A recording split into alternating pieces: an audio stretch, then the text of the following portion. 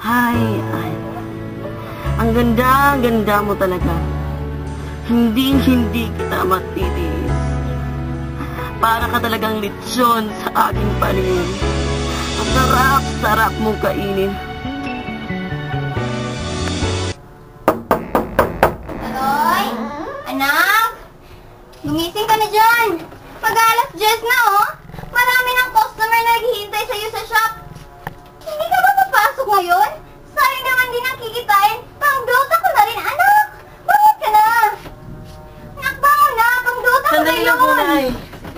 Bibihis na po muna. Abay, mabuti naman kung ganun. At pumunta ka rin sa mesa, ah. At makapag-almusal ka na.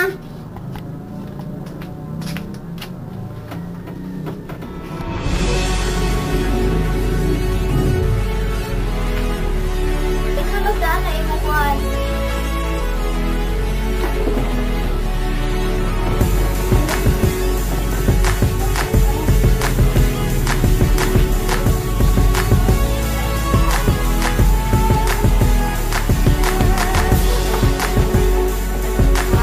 Nay, kumaya na lang po ako ate. Bubuksan ko na lang po ang shop. Kaya lang sa mga customer at hintayin ko sila. Bayaran na lang po ng brush nyo. At mag-interest ko naman ang aking pakiramdam. Sige anak, nasa banyo lang yung toothbrush ko kasi ginamit din yun ng tatay mo kanina pag